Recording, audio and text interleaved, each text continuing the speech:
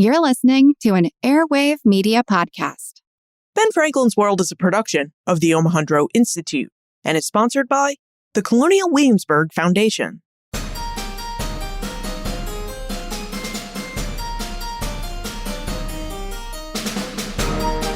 Hello, and welcome to episode 340 of Ben Franklin's World, the podcast dedicated to helping you learn more about how the people and events of our early American past have shaped the present-day world we live in.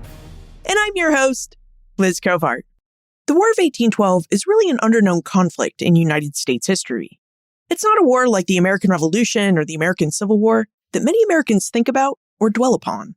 In fact, it's also not a war where Americans can claim that they won. If anything, the War of 1812 ended in a stalemate. Nicholas Guyatt, a professor of North American history at the University of Cambridge, joins us to investigate the War of 1812 and the experiences of American prisoners of war.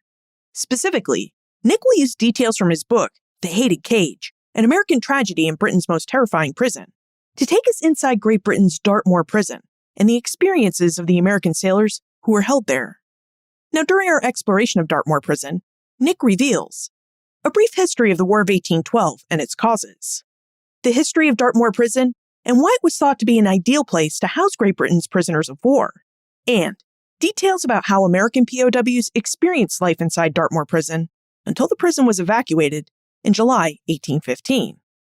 But first, did you know that you can support this podcast and receive a bonus episode each month? It's true. Ben Franklin's World has a subscription program where for $5.99 per month or $60 per year, you can help support this podcast and receive ad-free versions of each new episode and a monthly bonus episode.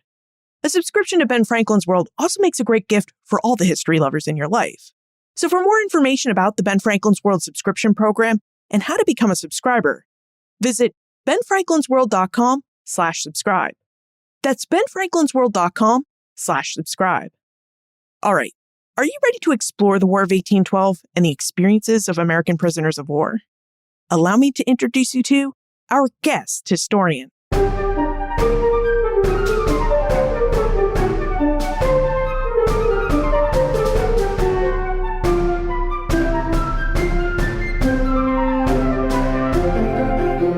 Joining us is a professor of North American history at the University of Cambridge and a fellow of Jesus College.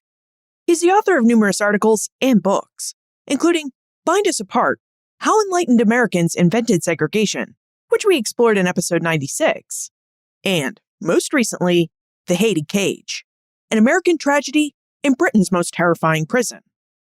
Welcome back to Ben Franklin's World, Nicholas Guyatt. Hi, it's so great to be with you again.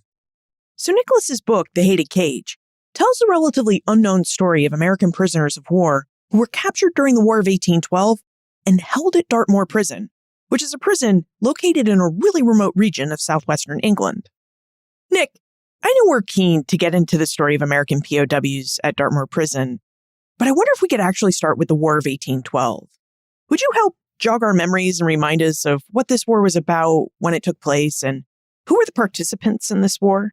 The War of 1812 is such a fascinating, and I think still relatively unknown or underknown conflict in American history.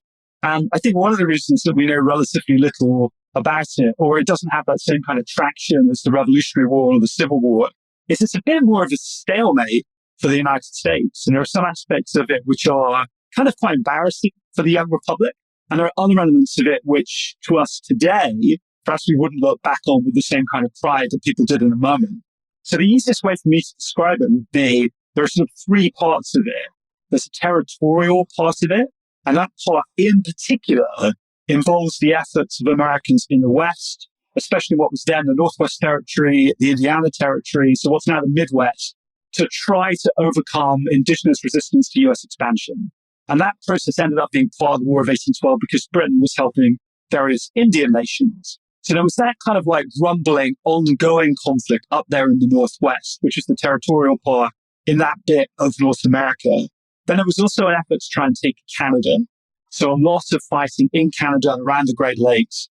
That was on the part of the US, keen to see if the Canadians could be persuaded to realize the US was the way to go. Not the first or the last time in American history the US would imagine Canada might want to come into the United States.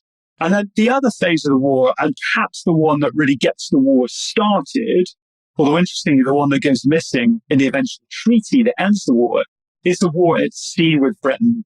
And to cut a long story short, at the end of the American Revolution, the British continued the practice that they'd used throughout the 18th century, which is when they found a ship containing English-speaking white people, they would effectively take some of those white sailors onto their own vessels and put them in the Royal Navy. Now, before 1776, that was fine. Well, it wasn't fine. But, that was legal because the North American colonies were part of Britain. After 1783, it was definitely not the way to go, but it kept happening. So in effect, the Royal Navy's determination to try and undermine American neutrality and the rights of American sailors at sea formed the kind of third motive or the third terrain of the War of 1812. So in effect, when people describe it as the Second War of American Independence, there is some truth to that. But it was also a war to consolidate and expand American territorial control against indigenous people. And that was a really, really important war. And that's probably the bit that the US ended up doing best on, which again is the reason that perhaps we look back on the war now with different feelings than people had at the time about that process. You mentioned that there are really two things going on with this war with Great Britain at sea. That one, the United States was trying to be neutral, and two, that the British Navy was impressing American sailors into the British Navy. So Nick, what is the wider context for this? What was going on with the British Navy that they needed American sailors in its ranks? And why did the Americans seek neutrality? What was going on in the world that the United States really just didn't want to be a part of? Well, let me take those questions in reverse. I think neutrality is such an interesting subject. Because, if you look at Washington's farewell address in 1796, Washington's like, no entangling alliances. Sometimes when we hear about that farewell address, we kind of think it's a blueprint for isolationism. Like, the US isn't going to need to bother with Europe. It can just do its own thing in North America. Well, actually, what Washington was saying, and what most of the founding generation believed, is that America should be deeply engaged with Europe commercially, but not politically. And in a strange kind of way, all the wars in Europe followed the French Revolution. So Europe is basically at war from 1793, 94, all the way through until 1815. That 20-year period of war in Europe is really good news for the United States. Now, that may sound weird, but let me explain. It's good news because all of the agriculture in Europe is getting disrupted. Huge numbers of people that might be growing food or catching fish are actually fighting each other. So the fish and the crops that come from North America are incredibly useful and valuable to people in Europe. So from America's commercial perspective, being neutral does not mean being isolated from Europe. But think about the bad guys, well, depending on whether you're Jefferson or Hamilton, maybe the bad guy of Britain and France is hard to determine. Let's call them the protagonists, the British and the French. They don't like the idea that Americans might trade freely with both sides. So to cut a long story short, there's a variety of ways in which the British try and prevent the Americans from trading with the French, and the French try and prevent the Americans from trading with the British. So that's one of the tensions surrounding this idea of independence at sea for the United States. The US has this vision of neutrality that's commercial, but actually in many ways it's really advantageous to the US and it's rooted in European war. The European powers don't want the other side to get any advantage from trading with the US. Now, on the subject of impressment, think about the Royal Navy as this gigantic 150,000 man strong fighting force that bestrides the oceans of the world, but it needs more people, particularly at a time of war. And not just anyone. I don't know about your sailing skills, Liz, but I can tell you I'd be a pretty crappy sailor. They wouldn't want me. So if I were hanging out at a pub in Boston or whatever, I wouldn't be getting clubbed. Or they'd be like, he doesn't know what he's doing. The place to impress people isn't in the tavern usually, it's at sea. Because when you stop a ship at sea, you can be pretty sure that the men who are on it are going to know how to sail a ship. So the Royal Navy is constantly looking for new men. Now, to be fair to the British, and you could probably tell I am British, so I hope I'm not too biased here, there were actually a ton of Brits on American ships. So Brits and Irishmen who had effectively chosen to sail on American merchant ships. And nationality in sailors is kind of a tricky subject anyway. Figuring out whether or not a sailor is American or British was not always very easy. So the Royal Navy basically didn't spend much time checking the paperwork. They would just grab the men that they needed. because they could, because they had the power. The US had a really puny navy. Britain had a massive navy. So in effect, power on the British side is what made impressment possible. But politically, all of this resentment pressure is building back at home in the United States to do something about the outrage of impressment. So that's why it becomes one of the banner causes of the war when it breaks out in June of 1812. This story of neutrality, where the United States tried to stay clear of committing to either England or France during the Napoleonic Wars, that's something we talk about if and when we ever talk about the War of 1812. British impressment of American sailors is also something we talk about here in the United States when we discuss the War of 1812. But Nick, you also mentioned a third cause. You mentioned that the War of 1812 was also about the American dispossession of Native Americans from their homelands, all in an attempt to assert more American control over sovereign Native nations and to clear the pathway for American expansion west. And that's a story, Nick, that we don't tend to talk about when we talk about the War of 1812. Although it is a story that we're increasingly starting to see in the new history books that are coming out about the War of 1812 and this period of early American expansion. It's an absolutely critical part of the war. And as you say, it's one that until fairly recently has been less noticed by historians. Although, Liz, I should say at the time, it was very visible to white Americans who were absolutely delighted by what was going on.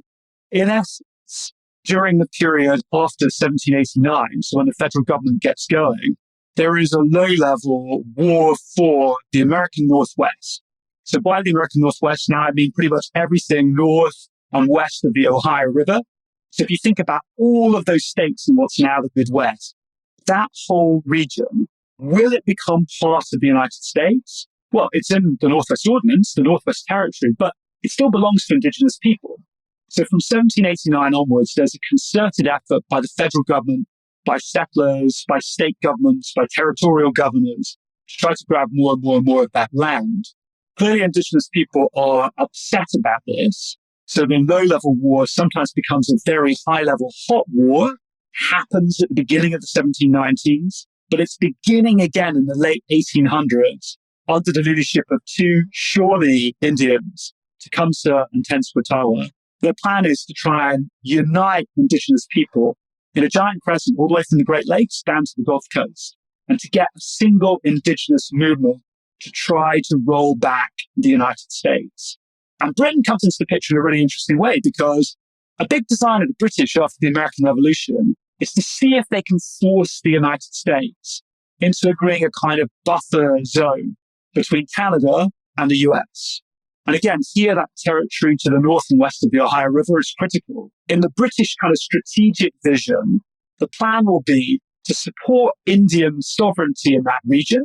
So you can have this buffer between British settlers, British settlements, and the United States. So again, it's one of the great what-ifs of American history to me. What if those Indians had been successful with their British allies and they have been able to craft a durable indigenous nation or state comprising lots of different Indian nations within that region of North America? I mean, now it sounds ridiculous, right? Oh, that could never have happened. But that's what American policymakers feared, and that's what the British were looking for. So the kind of tawdry part of this is that for Britain, they weren't interested in Indian rights, right? I mean, Britain was just interested in the geostrategic here. It's like, can we get these Indians to do work for us? But for indigenous peoples, that line of the Ohio River was so critical to imagining independence and autonomy for their nations and ways of life. And the War of 1812 is the moment where, for that region, that possibility really did begin to close. So if we take another step back from these three causes of the War of 1812, what we can see is a war that really had two fronts. One front was on land and on the Great Lakes in North America, and the other front was really on the Atlantic Ocean. And combined, these two fronts would have led to all sorts of opportunities for the capture of prisoners of war. So Nick, would you talk to us about how prisoners were captured and what it would have been like to be a prisoner of war during the War of 1812? Yeah, I'm not sure there's ever a good time to be a prisoner of war. Although, let me back up there. So our sponsor, Benjamin Franklin, when he was talking about the American Revolution, he mentioned that once upon a time, when you captured people in a war, you would put them to death.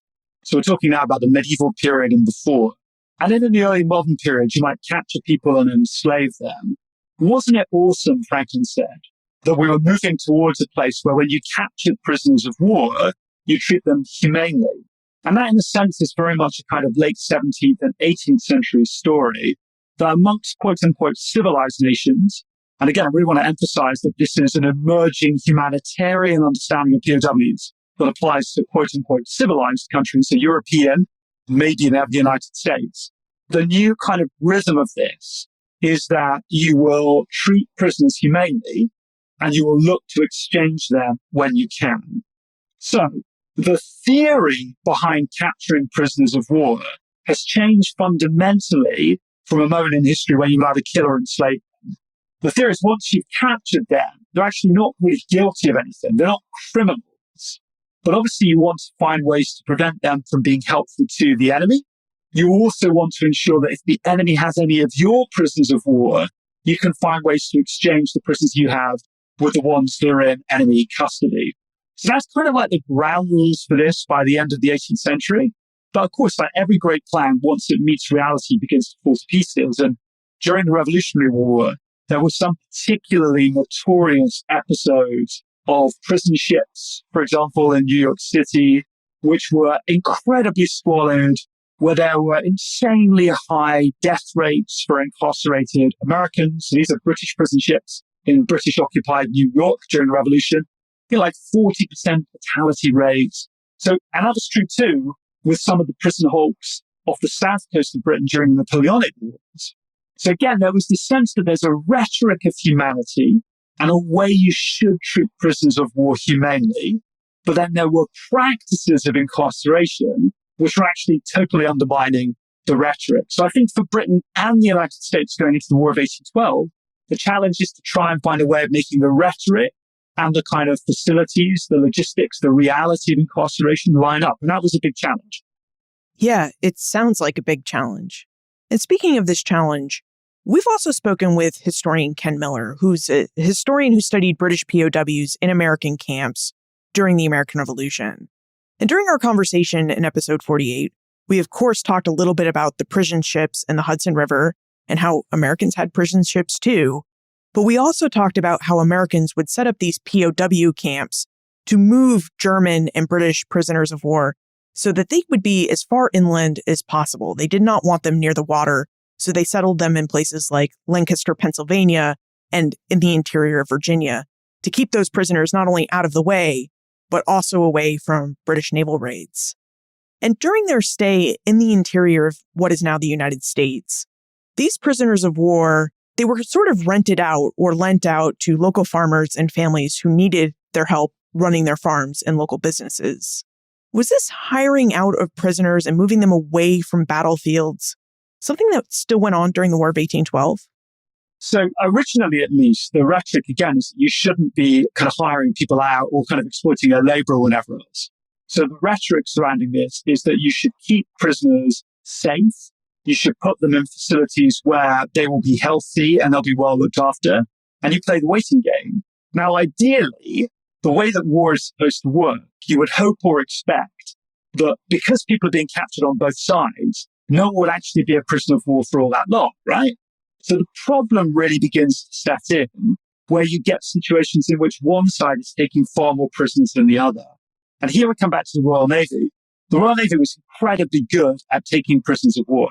Just because the Royal Navy was so big and bad, they went around pretty much capturing everyone and everything.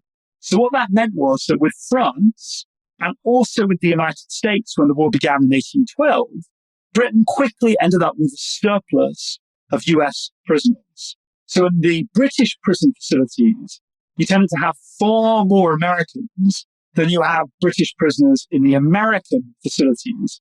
So in effect, this problem of what to do with prisoners of war, you do see it in the North American space. And for those people that have read Alan Taylor's book, The War of 1812, he goes into this in a lot of detail for the War of 1812 within the US.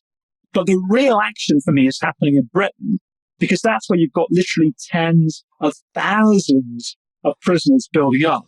And those guys can't easily be exchanged because the Americans or the French just don't have enough prisoners to exchange them. So then you start getting into this very unnerving problem of having indefinite prisoners of war who may not end up being freed until the war ends. prisons. Well, if you're captured by the British and you're French in 1804 and you're still in captivity in 1814, I mean, that really sucks. And some of those guys end up in the prison I write about in Dartmoor. That's a good transition, Nick, as we should start discussing the details of Dartmoor Prison and the experiences of POWs who lived in Dartmoor Prison. So, Nick, what is the history of Dartmoor Prison? When was it planned and when was it built? Yeah, the first thing I should do is tell you it's still there. Actually, I didn't tell you this. I went this summer. So I got to tour the prison, which is still a prison, incredibly. And it's a story I get into a bit in the book. But it was a real kind of thrill or weird or something, actually, to be inside the working prison when I was there back in July of this year, in 2022. I didn't have a chance to visit it because of COVID before I published the book. But now having seen it, really have a sense of just how impressive it is, kind of up close, kind of terrifying it would be to be a prisoner there. If any of your listeners have been to the southwest of England, Dartmoor is about 15 miles north of Plymouth. So it's both in the middle of nowhere, but it's also like really close to Plymouth. I mean, it's only 15 miles, a day's march from Plymouth. So it's kind of the perfect place to put a prison because it was close to the major Royal Navy station at Plymouth. But obviously it was also in this incredibly blasted, sort of like empty, treeless terrain, kind of on a big plain. It's about 1,000 meters, I guess, above sea level. So for Britain, that's pretty high. Very, very bad weather, extremely exposed. And if you imagine for a second you were a prisoner there wearing like a yellow jumpsuit with sort of diagonal arrows on it, if you got out of Dartmoor, you'd never have to go like another 10 miles to find anywhere, where there's another human being. And you'd be really conspicuous because there are no trees. So in that sense, it was the perfect place to put a prison. In pretty much every other sense, it was the worst place to put a prison because it was like really bad weather. It was really depressing. These guys weren't supposed to have done anything wrong. So why would you want to put them in such a kind of gothic hellscape? Also, the weather stuff is really, really important because back then, so we're now talking about the prison begins to be built in 1805. The theory of prisons is that you basically need air to circulate. So what you want to do is not have any windows. You just want basically big gaps in the walls high up to let air come in. What that meant was all prisons in Britain were insanely cold. Dartmoor, though, was spectacularly cold. And there's so much rain and snow that enough can come through one of these windows to make it feel like it's raining indoors. So for that reason, it was a terrible place to build a prison. But the reason it came into being was partly because Britain really needed what they called a land prison, because they had so many prisoners coming from the French wars in 1805 that they just couldn't put all of them on the prison hulks anymore. The hulks are old decommissioned naval ships, basically used as prison ships, and they were overflowing, they were unsanitary. So there was a kind of need for a land prison.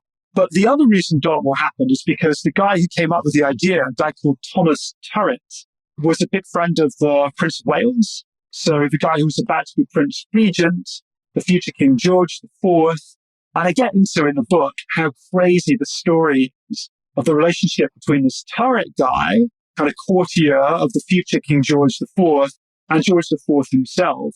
George basically owned all of this land in Cornwall. The Prince of Wales still owns that land. It's called the Duchy of Cornwall. So partly to give his friend Turret something to do, he allowed him to have a peppercorn lease on this massive patch of land that the prison could get built upon.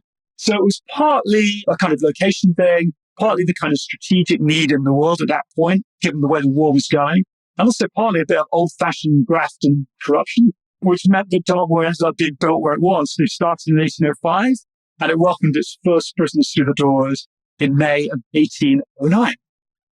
While you were describing Dartmoor, my mind was busy creating images of what you were describing. So I have this image in my mind of a big stone monstrosity that was cold, very cold at times, damp and dank. I'm not sure what the flooring was made of, but I have to imagine that it was wood or dirt flooring. And I'm also not sure whether Dartmoor is the type of place where prisoners had space to socialize, or whether it was built on a model kind of like Eastern State Penitentiary in Philadelphia, which was a place that prided itself on prisoner isolation. So pretty much everyone had their own solitary cell. So I'm curious how much my mind painted me an accurate image of Dartmoor, or what corrections need to be made so that we can have an accurate picture of Dartmoor. The big difference between Dartmoor and a modern prison, first, it's circular. So in some respects, the image you might have in your mind is that famous Jeremy Bentham idea of a prison, the panopticon, the big kind of circular prison. I don't want to leave that in your mind for too long, because in some ways this is not like a panopticon, but it is round. So there's a gigantic mile circumference stone wall surrounding the prison. Then it's kind of divided into two halves of a semicircle. The bottom half is all the various admin buildings. There's a big yard to have a market in. And then the top part of the semicircle, there are 7 prison blocks going in a kind of sun shape, in a kind of radius of sunbeams spreading out from the center. Now, just like you said, Liz, if you're going to Eastern State Penitentiary or Auburn or one of those kind of facilities that's being built during this moment, what you think about is the penitentiary is all about the cell. So the penitentiary is about putting an individual in an enclosed space. That's not happening at Dartmoor. In fact, each one of these 7 prison buildings has 3 open floors. The floors are only broken up by stanchions, and the stanchions are there for you to sling your hammock in between. And then when you finish sleeping in the morning, take down the hammock, and basically you have this big open space, except there are these poles everywhere. So that's for the 3 floors of each one of these 7 buildings. So what that meant was you could get anywhere between 1,000 and 1,500 men in each of these prison blocks. And get this, during the day, for the most part, particularly towards the sort of second half of the American captivity at Dartmoor, those prisons are open during the day. So essentially you can move around and walk from one prison block to the other. So again, our idea of the modern prison being all about an individual effectively being locked in a cell isn't happening here, not just because we've not reached that moment in prison history, but because crucially, again, these guys are not supposed to be criminals. So the idea is that this is supposed to be a kind of humane space. And for me, in writing the book, one of the fascinating things about it is figuring out all the ways in which the people running the prison come to realize whenever you coop people up, like in their thousands, they're not your friends and you are not their friend. And that's going to make it very, very hard to run a kind of benevolent prison of war. So all of those things about the architecture of Dartmoor, I mean, in some ways, it's a lot more open plan within the prison than a modern prison would be. But you're totally right about the bleakness and the granite and the kind of leakiness. From the outside, it looks terrifying. And if you do manage to get over the wall or under the wall, your chances of making it off the moor are pretty small. Okay, now that we know about the prison and its layout, let's talk about the prisoners. Nick, how did American prisoners of war find themselves in England? Because if we think about the British Empire in the early 19th century, it has military bases in other places where it could have held these American prisoners. I'm thinking of places like Canada, Jamaica, Barbados, places much closer to the North American continent. So why did the British bring American prisoners to England instead of taking them to Canada or one of its Caribbean colonies? Well, Liz, I would never want you to undersell Britain, especially global Britain. Clearly, I'd be very unpatriotic if I let you do that. So what you need to know is that there's an entire network stretching around the world of British prisons. There are British prisons in Cape Town. There are British prisons in Nova Scotia. There are war prisons in Bermuda, in Barbados, in Calcutta. They're all over the place. In Sierra Leone, they're everywhere. So what happens during the war is that lots of American prisoners who get captured, say, just off the coast of North America, they'll get taken to Canada or maybe Bermuda or Barbados. Then as the war goes on, especially into 1814, some American ships are captured much closer to Britain, and they may be taken straight to Britain just because it's closer. So this global prison complex, Britain's got all of these prisons all over the world. Second half of 1814, the French war is over. All of the French prisoners are removed from Dartmoor and sent back to France. That creates space for at least another 5,000 prisoners. And British officials make the decision that it'd be better to concentrate all the American prisoners from around the world in Dartmoor, partly because it's cheaper for them to maintain a prison in Britain than it is for them to have lots and lots of provisioning and supplying going on of prisons in South Asia and South Africa and wherever else. So for our poor American prisoners, who may have been captured off the coast of Boston, say, and then taken off to Nova Scotia, they find themselves in the summer of 1814 transported across the Atlantic to Dartmoor, terrified they might die on the way, not at all certain that they'll survive how much longer the war is going to go on in a British prison. It's a horrendous ordeal. And again, I think the big difference between being a prisoner of war rather than being a kind of criminal prisoner, a convict, is convict knows how long they're in for. That's not true for a prisoner of war. And that uncertainty about the length of the sentence is what I think really, really begins to drive our Americans to despair in Dartmoor prison. Okay, well, let's take this example you've just given us a little deeper. So we're an American prisoner of war, and thus far, we've spent our entire captivity in prison in Nova Scotia. And now all of a sudden, we find ourselves placed on a ship, headed to the southwest coast of England, where we're going to be housed in Dartmoor prison. So Nick, what was our journey to Dartmoor like, and what kind of experiences would we have had once we were inside Dartmoor? So listen, I actually have a character in the book, a guy called Frank Palmer, who actually expresses all of this beautifully. He basically gets captured as a young man, so he's basically a teenager, ends up going off to sign up for privateering. So he's not in the US Navy. He's on a private ship that's agreed to go off and try and prey on British shipping. He doesn't even make it into the Atlantic, gets captured by the Royal Navy on his first day as a privateersman, and then ends up being taken to the Caribbean, then ends up being evac to Nova Scotia, to the British prison there in the spring of 1814. And then in the summer of 1814, he finds himself being taken to Dartmoor. And we know a lot about Frank Palmer because he left behind a diary. And the sources for this project are really interesting because lots of people wrote about their experience at Dartmoor many years later. Just a handful of prisoners wrote about their experience in the prisons. They had ink, they had some kind of pen, and they had paper. And this guy, Frank Palmer, is one of them. And he actually is a really great guide to that sense of astonishment, bewilderment, and despair that accompanied the news that he was going to be moved back to Britain. He said, look, I'm in North America. Like, that's where I'm from. I'm in a British prison. Why on earth would you want to move me to Britain? When he gets to Dartmoor, that sense of hope constantly being crushed. So almost like hope is a drug, which you don't want to take too much of because coming down from it is so terrible. He writes about all of that stuff very plainly, but also very, very powerfully. So he became one of the kind of main sailors I wrote about in the book because we've got such an immediate access to what nightmarish time he had. His experience is very clear in what he's written. So what else did Palmer have to say about his time in Dartmoor, other than it was both horrific and hopeless? Did he talk about anything else when he was writing about his experiences?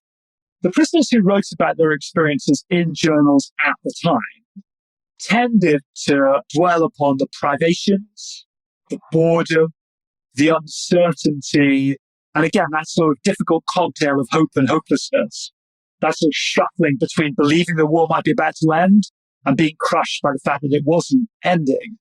And I should say that although newspapers were banned in Dartmoor, for a variety of reasons, they got smuggled in, partly because people who were brought to the prison as new prisoners would very often either have them or would just have read a newspaper before they came in. And there was an incredible shift in the prison population after the French are released in May of 1814. The next 6 months, basically 5,000 Americans, no, it's close to 5,500 come to the prison. So you go from having 1,000 Americans in a prison register to having nearly 6,500 by the start of 1815. So there are lots of new arrivals bringing lots of information about what's going on outside Dartmoor. And many of those rumors are about war. It's like, well, look, Baltimore didn't fall, or Washington didn't fall, or, oh dear, they burned Washington. So all of these things are being kind of passed around like a game of telephone in the prison. And again, despair or hope are kind of zigzagging their way through the different prison blocks. So that sense of boredom, that sense of hopelessness, and also fear about what might happen to you is very much there in the accounts of the men who wrote journals contemporaneously. What's interesting, I think, is that those people that wrote memoirs much later, 10, 20, or 30 years after what happened, tended to be a bit more romanticized. So they tended to focus on all the amazing stuff going on in Dartmoor. And again, we can get into this if you like. But, the fact that there was a library there, or the fact that you could get dance lessons, or the fact that there was a baseball team. Okay, don't kill me, but I think it was a baseball team. I know this is the most controversial thing you can ever talk about in the history of baseball. Or the fact that there were theatrical performances, right? So these were the kinds of things that tended to make it into the memoirs published later. Now, my view is that both of those are true. It was an incredibly boring, desperate, depressing, hopeless place. And there was also quite a lot to do.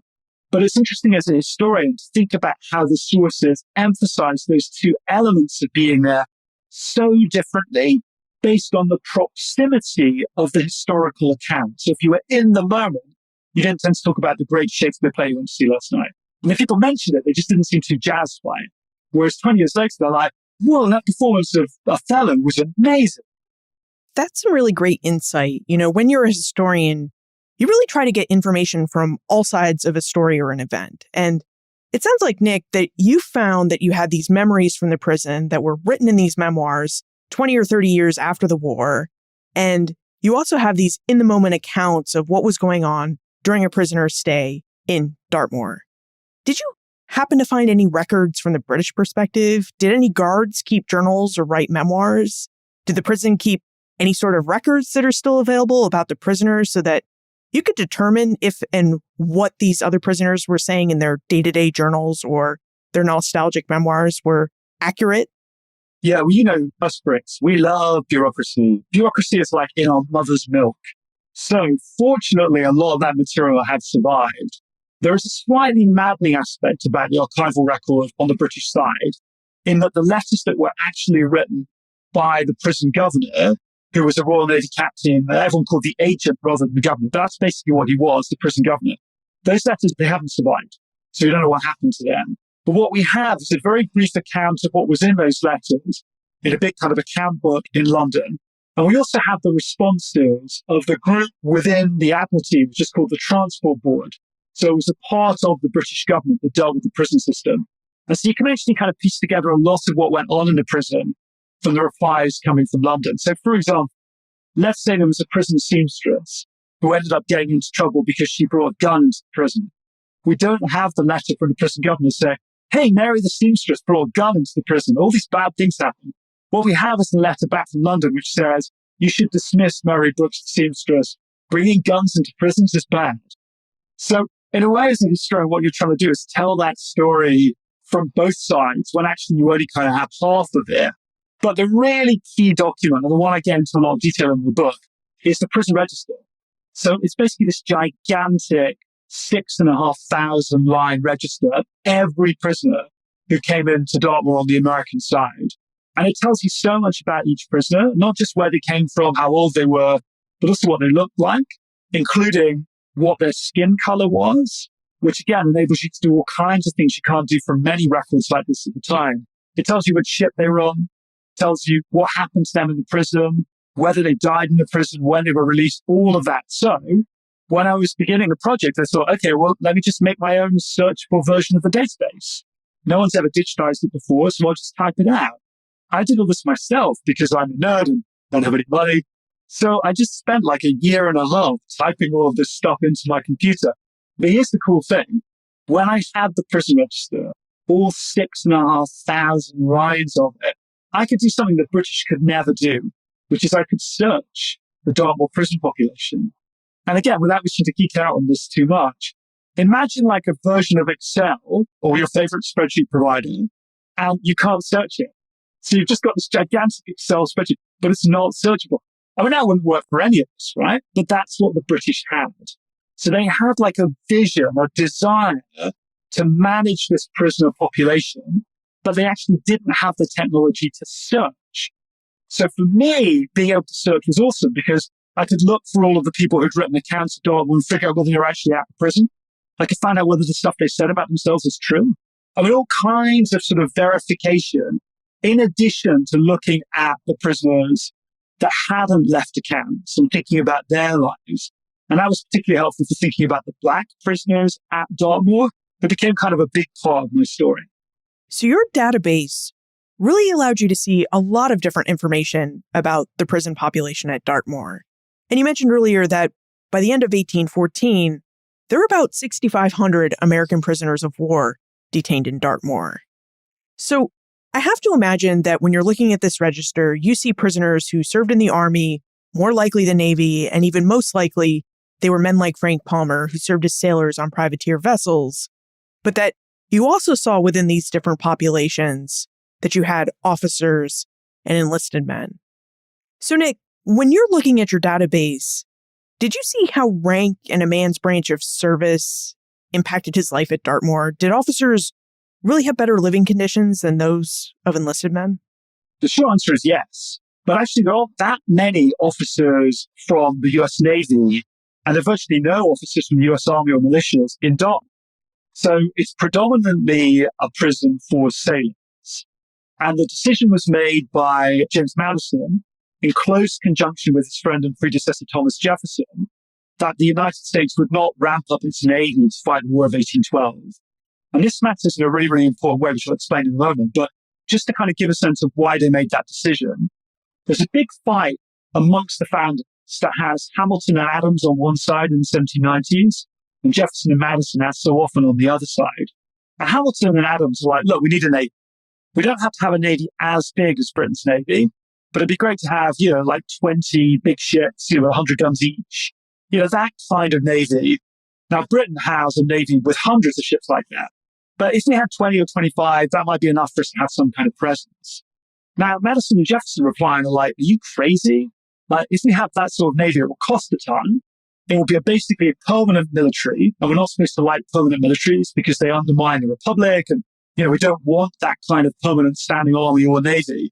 And also, it's going to get its caught clean by Britain anyway. I mean, the Royal Navy is not going to care if you've got 25 or 50 or 5 ships. They're just going to get rid of them. You're going to need way more ships than we can afford to compete with the Royal Navy. So the decision gets made instead to use privateers.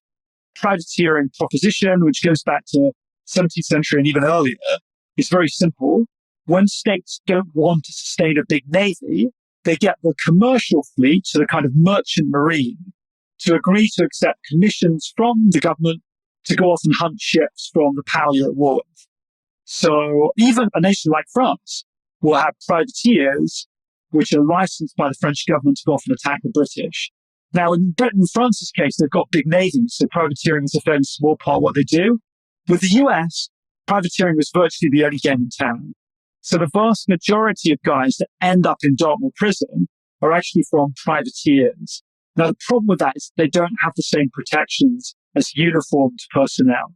So if you're a uniformed US Navy officer, or even if you're a US Navy, ordinary sailor, you are first in line for release.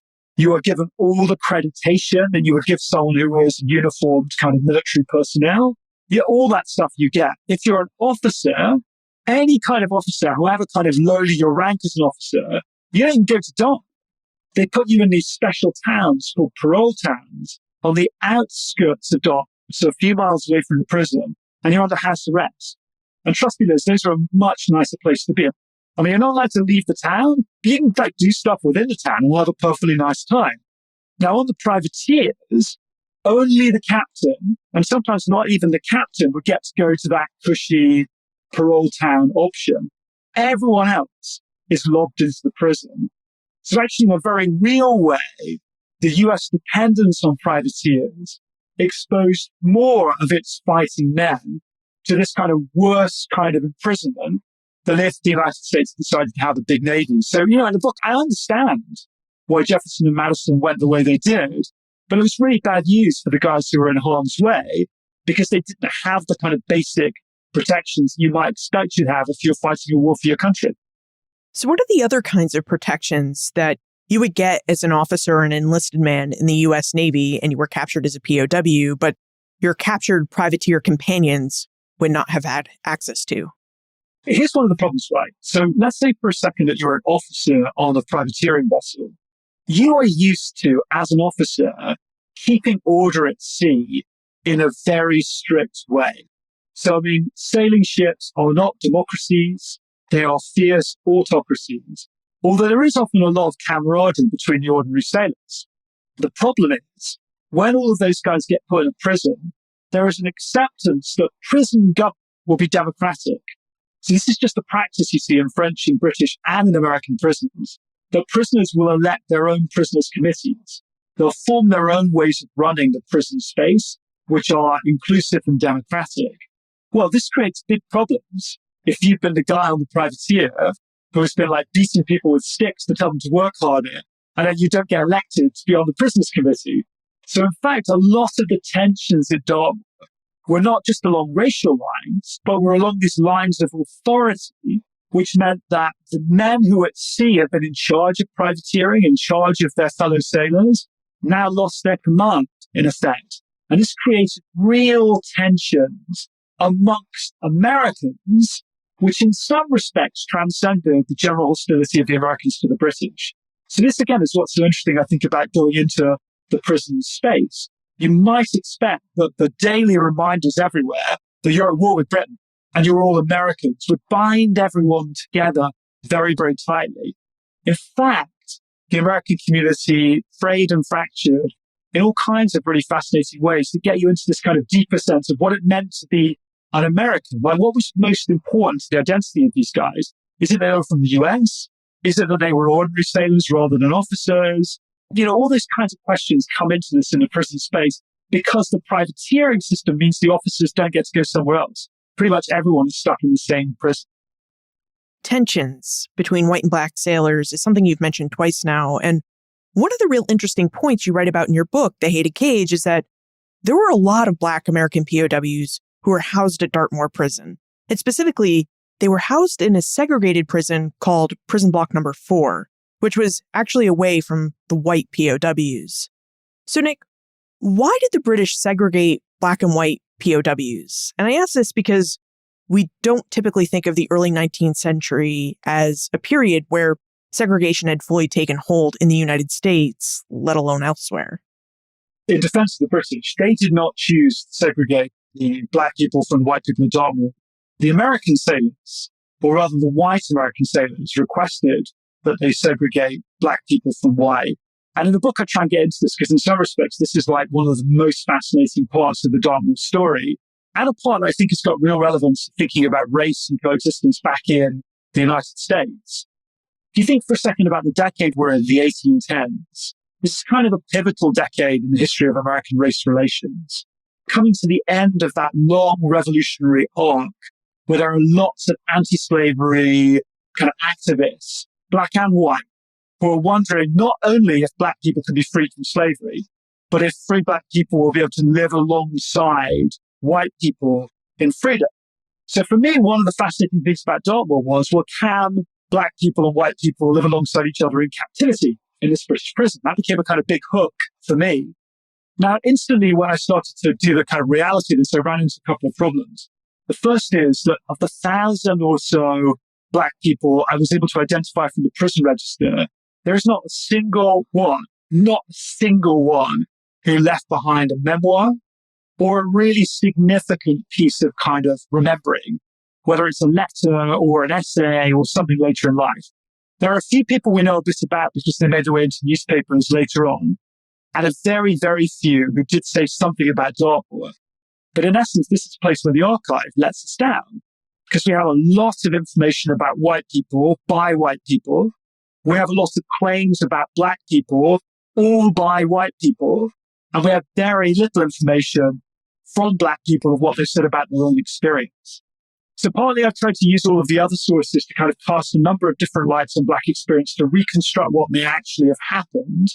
And it begins with this question of segregation because, to my mind, one of the major reasons that the request went out from white prisoners to the prison governor in October of 1813, so about 6 months into the American experience at Dartmoor, one of the reasons that the white American prisoners asked to be separated from black prisoners is that they hoped to get them out of the prison block they were in.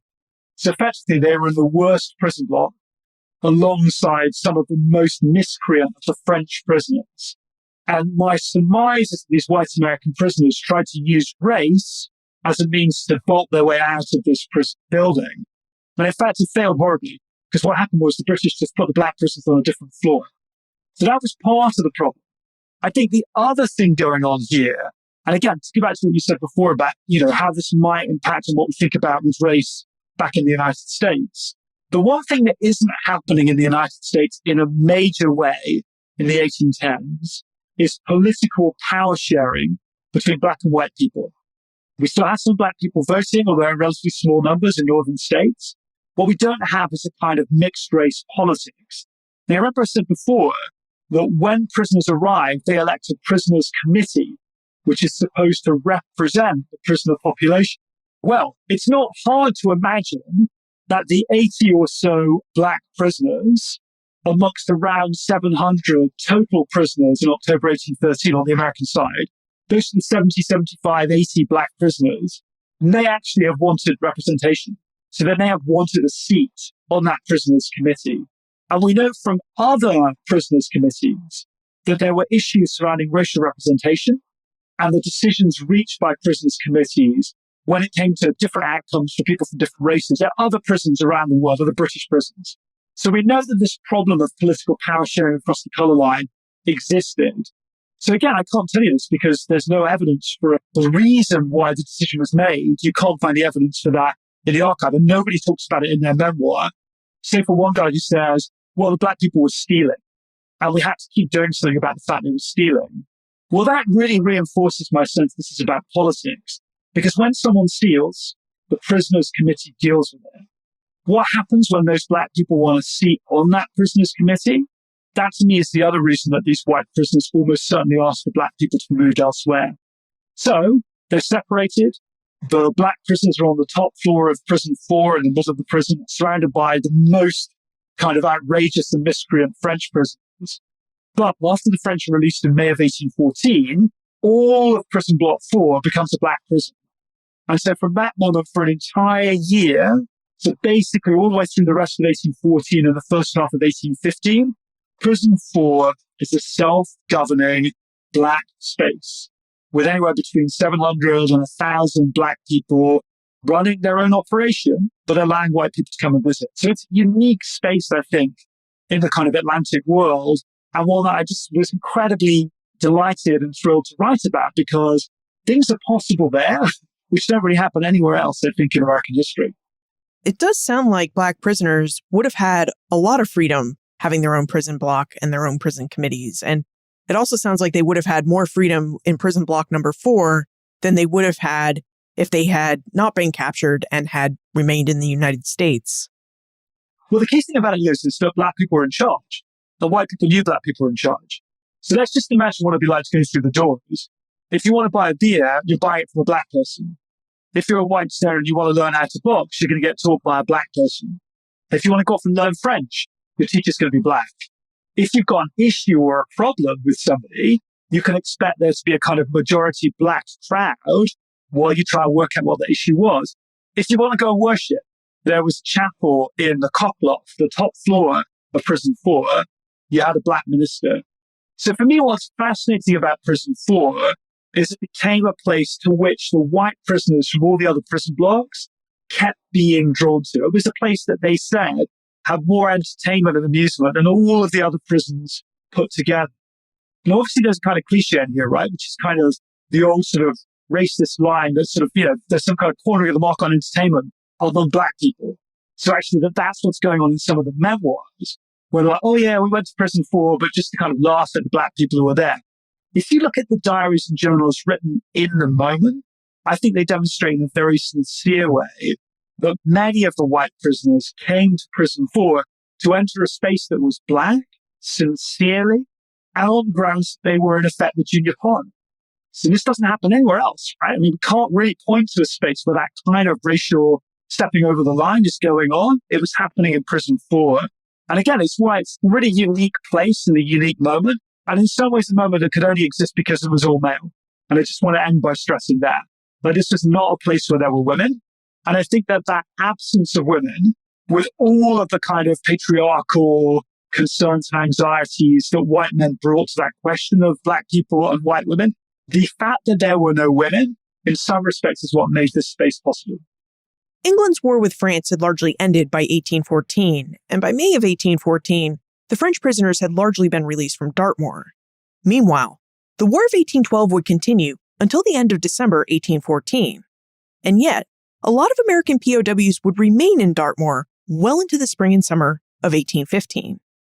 Nick, we need to take a moment to talk about our episode sponsor. And when we're done with our moment of gratitude, let's talk about the POWs of Dartmoor and when they learned about the end of the War of 1812 and when they'd be released. Hi, I'm Hannah Farber. I'm an assistant professor of history at Columbia University. And my new book, Underwriters of the United States, How Insurance Shaped the American Founding, published by the Omohundro Institute, is out now. Insurance is a quirky and strange business that leaves a very light paper trail in formal politics, but insurance has a vast influence on America's commercial affairs. And because of that, insurance has a vast influence on American politics. Underwriters of the United States talked about the financial machinations that go around a world of warfare, and is about the kinds of things that national figures are doing in their private lives. National figures like Alexander Hamilton, Robert Morris, Daniel Webster. We're not just looking at what they say in political affairs. We're looking at the whole commercial world that surrounds them and that makes them money. Underwriters of the United States tells that story. Get your copy of Underwriters of the United States wherever you buy your books. Nick, did the American POWs in Dartmoor know that the War of 1812 had ended in late 1814? And did you ever find out why the British continued to hold so many American POWs so long after the war had ended? This is like a trick question. Did the war end in December 1814? Well, look, the Treaty of Ghent was signed on Christmas Eve of 1814, and that was a big deal. But when you sign a treaty has got to be ratified. So that meant the Treaty of Ghent came to London, and in January of 1815, it was approved in London, so it got the sign-off from the British government. But then, horrifying for the Dartmoor prisoners, had to go on a ship and travel to America. And worse, they had to come all the way back. So actually, I would say, if you're an American, you could say that the War of 1812 ended in February of 1815 when Congress ratified the Treaty of Ghent. Maybe if you're a Brit, you can't really say the War of 1812 ended until the middle of March 1815, which is when that news came back. Now, there were still Americans in Dartmoor in July of 1815. So the thrust of your question is totally correct. Like, there was a massive period of time after which everyone knew officially the war was over, and these Americans were left in the prison. And the main reason for that is the logistics of getting 5,000 or so remaining American prisoners out of Dartmoor and back to North America were incredibly complicated. Both Britain and especially the United States thought they should be leading the process. They ended up agreeing, the American diplomatic representatives and the British, that this is something that they would handle rather than just allowing people to find their own way. So unless you have a ton of money, if you're an American prisoner in Dartmoor at the end of March 1815, you couldn't go to the gate and walk out. You were kept a prisoner of war when the war was over. And that was still true for hundreds of prisoners, even as late as July of 1815. And it still got so much worse because there was a lot of disease in the prison in that winter. So although everyone knew the war was ending and everyone was waiting for the paperwork to be signed, everyone was also dying. And you had like hundreds of people who were dying of, prison fever or one of the other respiratory diseases that carried off people in jails at that time. So you had a lot of unrest, you had a lot of despair, and you had a lot of resentment and anger directed not only at the British, but also at the United States. So people feeling their own country had betrayed them. There was a lot of unrest in Dartmoor Prison in 1815, and I'm really glad you brought it up because it allows us to talk about the peak of this unrest, which happened on April 6, 1815, when we have the massacre of Dartmoor Prison. Nick, would you tell us more about this unrest that you have mentioned and about this massacre that happens in April 1815? I sort of got into this whole project partly because I didn't know about the Dartmoor massacre. And as someone who's British, who's taught in the US and has studied in the US and also teaches now in Britain, it just seemed kind of like very bad form that I had no idea about this massacre of Americans that took place in Britain. Now, fortunately, when I talked to a bunch of people in the US, my friends and colleagues there, they didn't know about it either. So it didn't just feel like it was kind of British memory holding. I felt like it was everyone's memory holding. And in some respects, this goes back to the very first question you asked us about the War of 1812. I think it's totally the case that American historians have not necessarily found an easy way to make sense of the War of 1812. So some of its most iconic stories and episodes and tragedies are not really part of our popular memory because we can't do much with them. So to me, it raises lots of interesting questions about what history is, what we remember, what we don't. 6th of April, 1815. Effectively, you're now looking at 3 weeks since the prisoners in Dartmoor have found out the war is over. It's a fairly warm day. For Britain in particular, it's a very warm day for April. Perhaps for the first time in the winter, everyone goes out to the prison blocks, into the yards. They start playing baseball. They've got another game which involves them going off to a little grassy part of the prison yard and tearing up the turf and throwing it at each other. They don't have a name for it, so I call it turf throwing. It hasn't taken off professionally, not yet. Anyway, so they're doing all of this crazy stuff. But one amusement that gets them in trouble is that a bunch of younger prisoners find that there is a loose stone in one of the internal walls of the prison. And they start prying away at it with their fingers. Eventually, they push it out completely. And then someone goes and pulls a crowbar from one of the high windows in one of the prisons, grabs that, and then starts pulling away more and more of the wall. It turns out the internal wall, the other side of it is the barracks where the prison guards are housed. Once the prison guards see what's going on, they assume the Americans are trying to escape. Now, that's clearly not happening. There's still another 2 walls to jump over. And even then, you're in the middle of Dartmoor, and it's not an easy place to escape from. But essentially, one thing leads to another.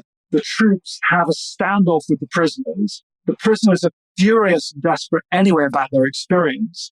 In the central yard of the prison, you have hundreds of prisoners challenging this long line of prison guards with muskets. One of the guards fires, and then all hell breaks loose. And for the next hour or so, you have effectively prisoners becoming sitting ducks, people that the prisoners feel they can shoot at will. 9 prisoners are killed, either immediately or as a result of the injuries they receive. And something like 3 or 4 dozen are pretty seriously wounded. I mean, they're losing limbs. And one of our prisoners goes into the prison block and writes down in his diary, this is the day that will be remembered forever. He says, it's as bad as the massacre in Boston in 1770. And Americans will always think about it in the same way. And instead, of course, the war is over. Neither side really wants to remember or do much about it. So both the Americans and the British governments decide they're just going to sweep it under the carpet. And to the amazement of the prisoners, almost nothing is done. There is no justice. Nobody goes to prison. Nobody is found guilty for the massacre. The troops who fire on the Americans, none of them is disciplined in the slightest. And the whole thing vanishes into history. Not even into history. It vanishes into obscurity.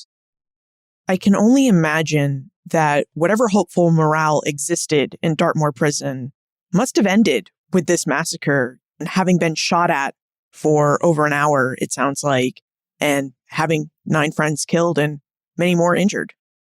Well, it was a chaotic process of evacuation going on. I mean, again, I get into it in the book, but one of the crazy things going on at this moment is Napoleon has managed to break out from his temporary prison on Elba and come back to Paris. So actually there's a new ramping up of the war with France. So one of the reasons it's so hard to evacuate the Americans back to North America is you can't get any ships, because all of the ships that you might otherwise hire to do the transport are actually transporting material and men over to France to go and fight Napoleon. So there's like a series of terrible bits of luck that made the massacre happen. But after April the 6th, there are a number of inquiries that go on. They're happening while Americans are being evac'd back to North America. So I think a lot of what's happening is happening in an age where if you leave and you're on the move, you don't know what's going on anyway. It's really hard to kind of keep anyone accountable because, it's really hard to know what's going on in an Atlantic world where news takes weeks to pass from place to place. And there's one other way in which our sailors are a particularly easy group to screw over. When they all come back to North America that summer, they're not going to form like a victims group and petition the government. They've got to go and work. So these guys are all getting back on ships and sailing to other places again within sometimes days, at most weeks of their return. So they're the kind of population that's not settled, they're itinerant. And that means they don't have the kind of grounding and traction to run the movement for justice you would require. I mean, they're the very worst population to be able to pull off what was required, which is something that could really have mobilized people consistently to march for justice. So they never get it. And again, the event is effectively memory hold, and not just for a year or 2 years. It's kind of memory hold for good.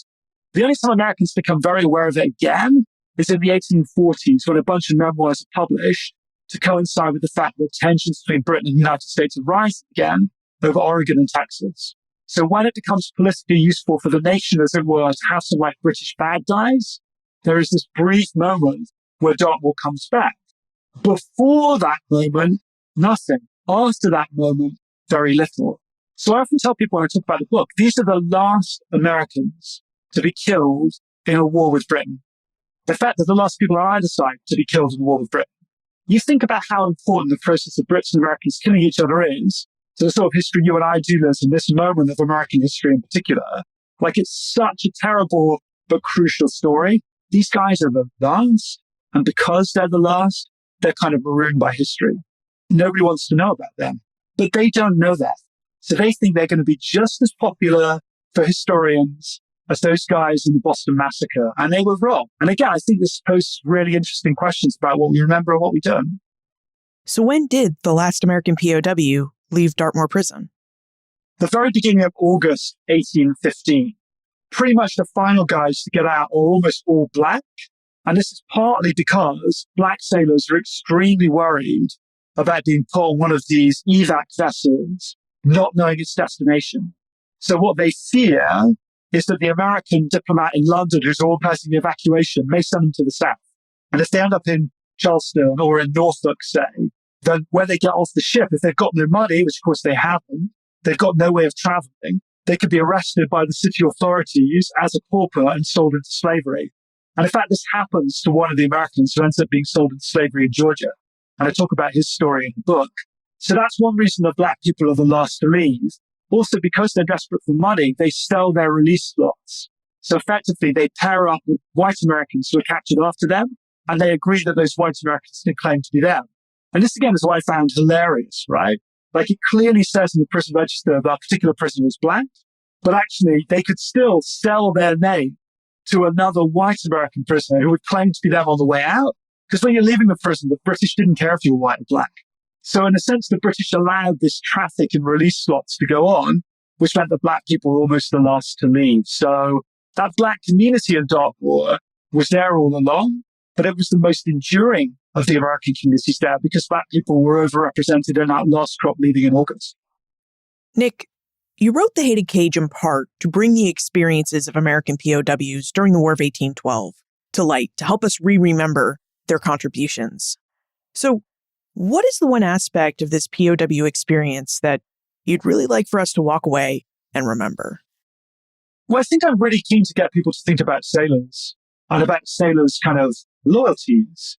And in some respects, sailors are, especially in a time of war, they're like the ultimate representatives of your nation, right? They are fighting a war for Britain, fighting a war for the United States. In some ways, being a sailor was like all about like not being tied to a particular nation. Like being a sailor came with it the possibility you could move between nations, particularly if you were black. I think this is the thing about the experience of sailors I'm really, really keen to emphasize because in lots of ways, sailors didn't do very well out of the War of 1812 and they weren't treated very well by either government. So in some respects, I think they found the sea as a bit of a place of refuge or a space where there were more possibilities for them than there were on land. But the consequence of the war was to strip all that away from them. And it was to make them American or British, but not in a good way. I mean, in a way that meant they were really screwed over by their respective governments. So I do think there's a story here about nation or national identity. And I think it's a story about the power of the state. You know, Britain is a very powerful state, but still does an incredibly crappy job of running a prison system. The US is an emerging powerful state, but does a very, very crappy job of looking after the people it's sending into harm's way. So, I mean, certainly as someone who's writing in our current moment where the state is huge and patriotism is enormous and whatever else, it was interesting to me to look back at a time where neither of those things was really necessarily the case. Now we should jump into the time warp. This is a fun segment of the show where we ask you a hypothetical history question about what might have happened if something had occurred differently or if someone had acted differently.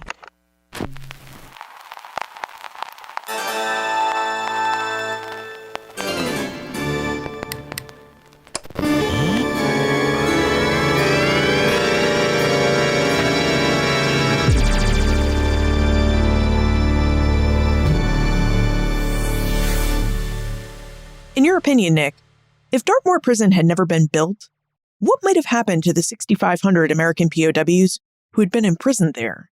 How might their POW experience have been different if there had been no Dartmoor Prison? I definitely think they would probably have had a better time. I mean, I think what would happen almost certainly is that they would have been left in their prisons around the world and not brought back to Britain, or they might have been put in the prison hulks. They may have had to build some more in Plymouth or elsewhere. And I mean, that sounds pretty horrible, right? Like, well, Hayden could have been in a prison hulk. There's something about how grim the Dartmoor experience was, but being in a prison hulk might have been preferable. So I definitely think there would have been no Dartmoor massacre. And I think probably the outcome for those prisons would have been a bit better. So there's real irony in this, right? Which is that the whole purpose of Dartmoor Prison was to provide a space where prisoners could be treated more humanely. But in almost every respect, the prison created the conditions for the massacre to happen. So it became the very thing that it was supposed to prevent. So Nick, I'm curious where you're going next with your research, because you've moved from the origins of segregation in the United States to the segregation and trials of War of 1812 prisoners. So what's up for you? Well, I have a couple of things on the go I want to say about very quickly. One is I'm editing the big new Oxford Illustrated History of the United States with, I'm imagining, a few Ben Franklin's World alums along for the ride. So it's basically a big book, 16 chapters, all of American history. We each write a chapter. So you have people you might remember or know, like George Chaplin, and Bonner Sachs, Ari Kelman, all writing different chapters of this. And we're nearly done with that, and it should come out next year. And in addition to that, I'm writing a new book for Harvard with a friend of mine, Krista Dierkside of the University of Virginia, which is called Jefferson's Wharf, which is going to be the first book about Jefferson and slavery since the 1970s. Wow. It's really hard to believe that no one has written a book about Jefferson's views on slavery since the 1970s. Yeah, it's incredible.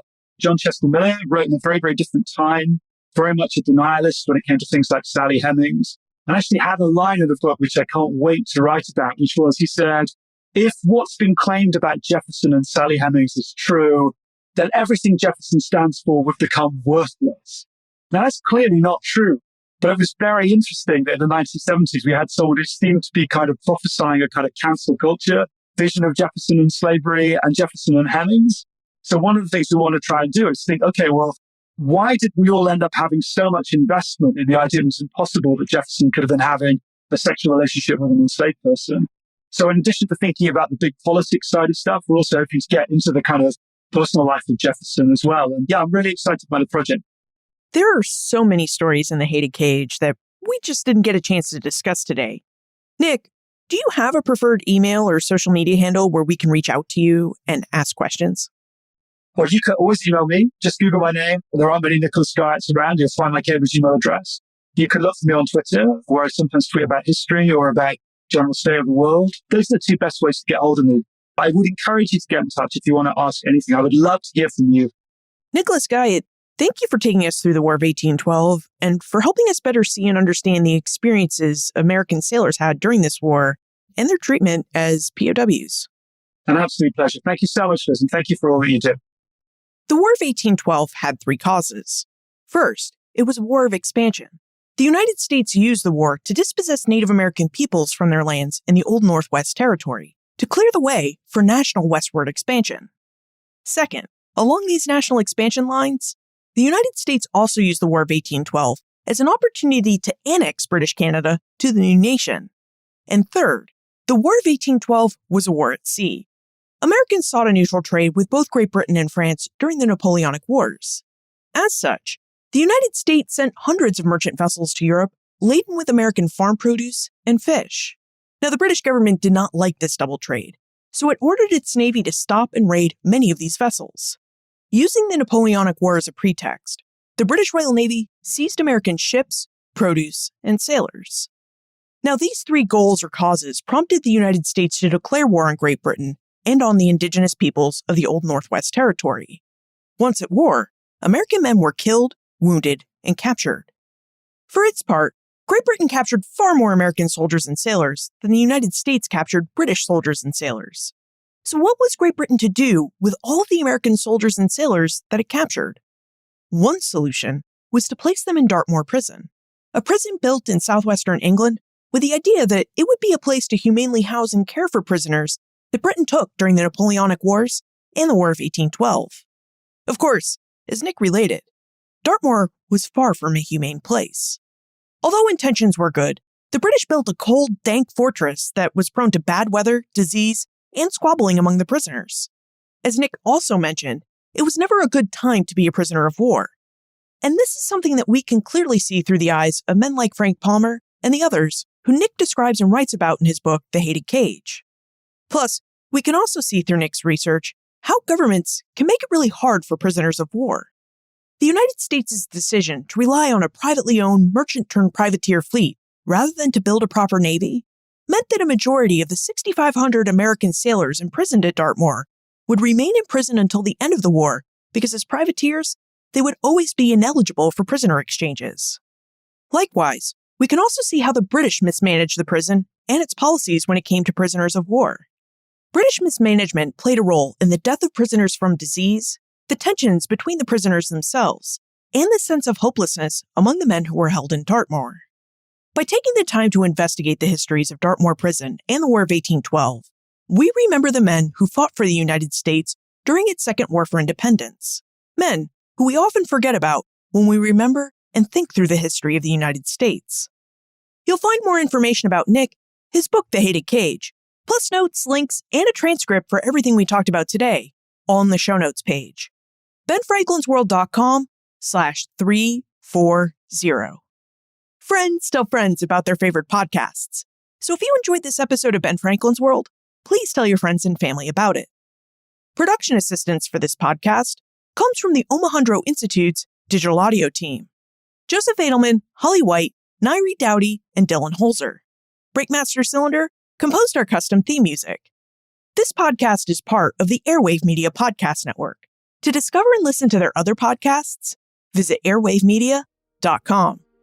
Finally, what else would you like to know about the War of 1812? This is a war we really should cover more in this podcast, so let me know how you'd like to investigate it. Liz at benfranklinsworld.com. Ben Franklin's World is a production of the Omohundro Institute and is sponsored by the Colonial Williamsburg Foundation.